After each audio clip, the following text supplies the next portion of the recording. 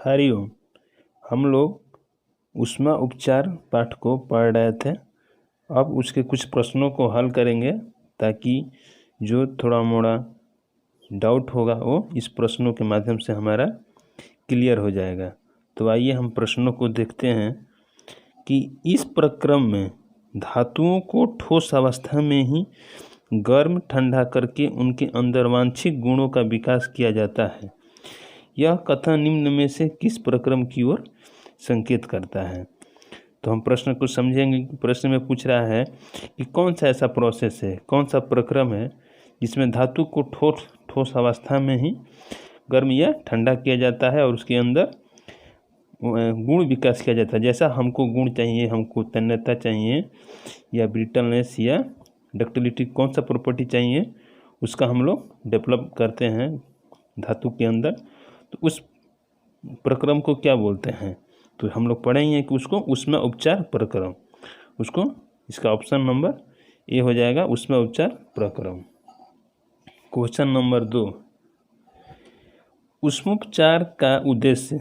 Question number 2 है ऊष्मोपचार का उद्देश्य क्या होता है? तो यहाँ चमकीला बनाना होता है, ये तो नहीं होता है, जैसे हम लोग पढ़ें। आकृति बदलना, तो ये तो फोर्जिंग में भी होता है, कोई स्पेशल है नहीं। निश्चित आवश्यक गुण उत्पन्न करना, और डी है रस्टिंग से रुकना होता है। तो यहाँ ऊष्मोपचार का मेन हमारा उद्देश्य क्या होता है? ऑप्शन सी, निश्चित आवश्यक गुण उत्पन्न करना होता है। तीसरा नंबर क्वेश्चन, स्टील के ऑस्टेनाइट स्ट्रक्चर को शीघ्रता से ठंडा करने पर निम्न स्ट्रक्चर बनता है।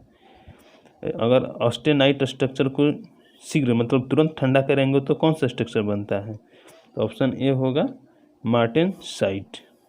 चौथा नंबर क्वेश्चन, स्टील पीस की अनलिंग करते समय अच्छे परिणाम पाने के लिए निम्न में से कौन सी प्रक्रिया अपनाई जाती है? तो अनलिंग करते समय अगर अच्छा से अच्छा हम प्रॉपर्टी चाहिए तो हमको इसमें कूलिंग प्रोसेस क्या होना चाहिए, कैसे करना चाहिए कूलिंग प्रोसेस?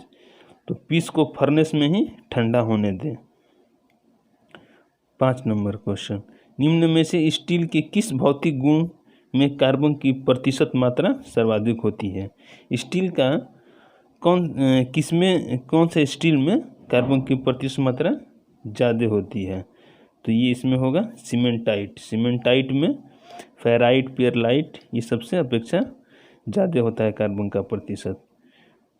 क्वेश्चन नंबर 6, ऊष्मोपचार की प्रक्रिया के दौरान किस तापमान पर स्टील की संरचना में परिवर्तन आने लगता है? मतलब क्वेश्चन पूछ रहा है कि कब, जब स्टील को हम स्टील के अंदर जब हम उसका मैकेनिकल प्रॉपर्टी चेंज करना चाहते हैं तो कब तक उसको गर्म करेंगे ताकि उसके अंदर की संरचना में परिवर्तन आने लगता है? तो ऑप्शन बी होगा निम्न क्रांतिक तापमान, लोअर क्रिटिकल टेम्परेचर। तो 6 नंबर हमारा हो गया कि ऊष्मोपचार की प्रक्रिया के दौरान किस तापमान पर स्टील की संरचना में कब तक गर्म करेंगे उसके अंदर परिवर्तन आने लगता है? तो निम्न क्रांतिक तापमान, इसको लोअर क्रिटिकल टेम्परेचर बोलते हैं। 7 नंबर क्वेश्चन, अनलिंग ऊपरी क्रांतिक तापमान से अधिक स्टील और फिर से शीतन का प्रक्रम है, इसको क्या बोलते हैं? अनलिंग ऊपरी क्रांतिक तापमान से अधिक स्टील और फिर से शीतन का प्रक्रम है, तो इसको हम बोलते हैं खुली वायुमंडलीय हवा। अनलिंग में क्या हम बोलते हैं, जो ओपन एनवायरनमेंट होता है उसमें हम लोग उसको ठंडा करते हैं। 8 नंबर क्वेश्चन, एनीलिंग का मुख्य कार्य है। एनीलिंग का मेन पर्पस क्यों एनीलिंग करते हैं, उसका मुख्य कार्य क्या है? तो ये आपका हो जाएगा मशीनीकरण सुधारना। मतलब मशीन पर जो हमारा धातु है, ये स्टील है, उस पर अगर हम काम करें तो आसानी से हमारा काम हो जाए। तो ऑप्शन सी हो जाएगा मशीनीकरण सुधारना। क्वेश्चन नंबर 9, धातुओं की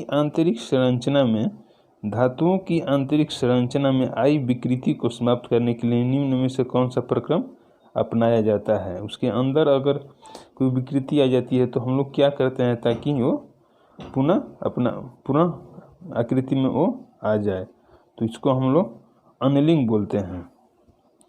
question number 10, high speed steel की हार्डनिंग के पश्चात पुनः 400 डिग्री सेल्सियस से अधिक तापमान पर गर्म करने और ठंडा करने से कठोरता बढ़ती है और इसे सेकेंडरी हार्डनिंग कहते हैं। हाई स्पीड स्टील की हार्डनिंग के पश्चात पुनः 400 डिग्री सेल्सियस से अधिक तापमान पर गर्म करने और ठंडा करने से क्या होती है, कठोरता बढ़ती है और इसे सेकेंडरी हार्डनिंग कहते हैं। क्वेश्चन नंबर 11, हार्डनिंग प्रोसेस में हाई स्पीड स्टील के टूल को 1250 डिग्री सेल्सियस तक गर्म करने के बाद निम्न क्विंचिंग माध्यम में ठंडा करते हैं। कौन सा क्विंचिंग माध्यम होता है जिसमें हम लोग हाई स्पीड स्टील के टूल को 1250 डिग्री सेल्सियस तक गर्म करने के बाद पश्चात उसको ठंडा कर दे। कौन सा माध्यम ठंडा करने के लिए कौन सा माध्यम होना चाहिए? यहाँ ऑप्शन नंबर बी होगा। इसको हम लोग तेल में ठंडा करते हैं। स्टील को कठोरता प्रदान करने के लिए निम्न में से क्या आवश्यक है? तो स्टील में मतलब क्या हम करेंगे ताकि उसमें हार्डनेस जो है, हार्डनेस प्रॉपर्टी वो अधिक रहे। तो इसमें आपका ऑप्शन नंबर सी होगा। स्टील में कम से कम 0.3% कार्बन की मात्रा होना चाहिए, क्योंकि ये कार्बन का मात्रा कम रहेगा तो हार्डनेस कम रहता है। तो स्टील में कम से कम 0.3% कार्बन की मात्रा होनी चाहिए। Question number